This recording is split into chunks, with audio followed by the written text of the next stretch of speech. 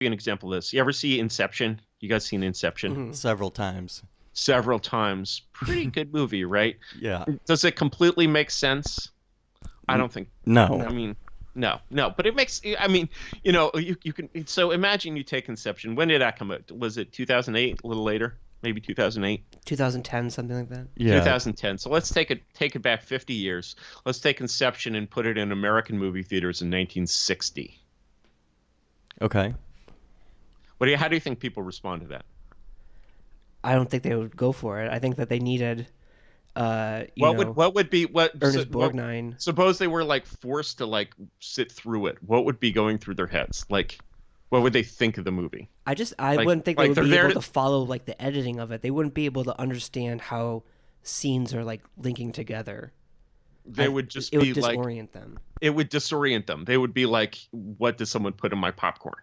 If they even like knew enough to like be cool enough to know that was the thing, right? They're there to see a Cary Grant movie. They're there to see a movie that's sort of completely sincere and linear and like, with a twist, right? It's going to have a plot twist. It's going to be edgy, sort of a little bit. And what they get is this like hallucinatory experience.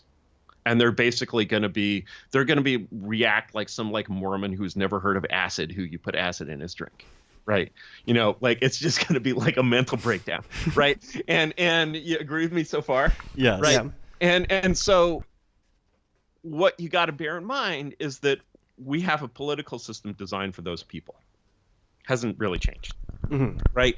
And then if you take Inception and you go and show it to an audience in 2010, they're just like mainstream audience, right? This is a huge blockbuster. This is not some goddamn cult film. You could have made this in like 1990 and it would have been a cult film, right? Mm-hmm. And people in 1990 would have gone to see it, but it would have been like the same people who went to see Repo Man or something, right? You've seen Repo Man. I haven't seen that actually. Oh man, that is such a Gen X. That's like the ultimate like Gen X cult classic, man. You've got to go. Really, if you want to understand, if you want to take a deep dive into Gen X, which is, I hate to say it, it's the most important generation right now. And if you want to dive into that generation, understand its kind of deep cultural influences, you've got to go like, first of all, like Repo Man, Talking Heads, early like industrial, like you look at Yang, you can disagree with a lot of things that Yang has to say, but I'm like, does this man have all of early Skinny Puppy on his iPod? And the answer is yes. Has Yang seen Repo Man? He certainly has, right? And so the thing is, people at that time were ready for that level of irony, but it was still kind of a fringe taste.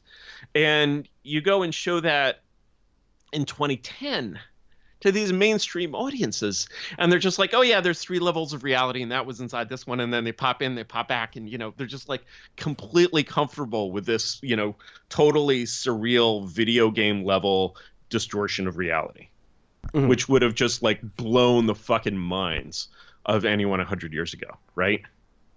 But then again, if you put them in the fucking trenches, their minds get blown, right? And not in a good way. And so in a sense, I think that when you talk about sort of new ways to think about the public mind and how it can be used, I think that when people are basically trying to have sort of new ideas, they're like, oh, let's try some old ideas. Well, the first thing that happens when you try old ideas is, I perhaps should have realized 10 years ago, is that you sort of, the attractor becomes this basically LARPing thing. And it becomes various kinds of LARPing things. And of course, you don't know the difference because the whole mainstream is LARPing too.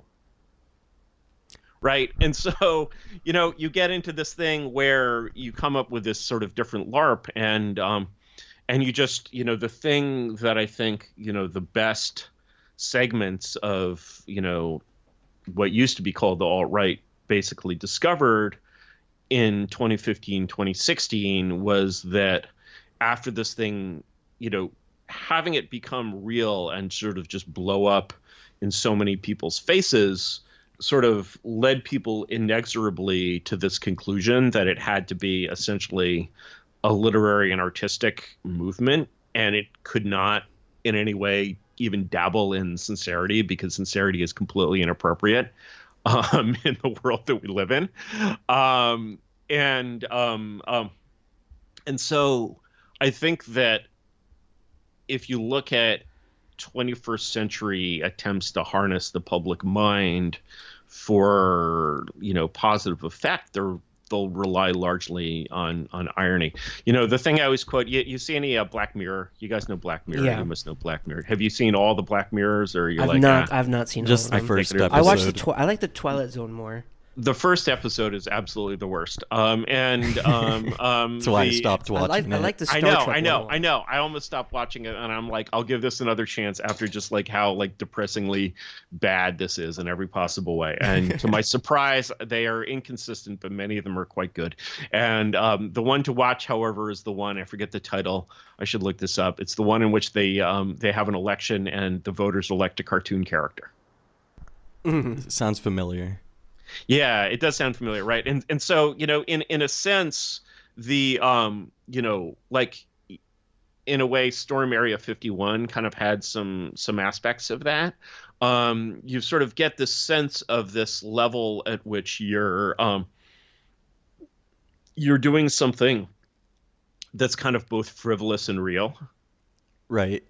And I think that, whenever, or if ever, God willing, you see actual political change in the Western world, it's going to take the form of this thing that's both frivolous beyond our imagination and real beyond our imagination.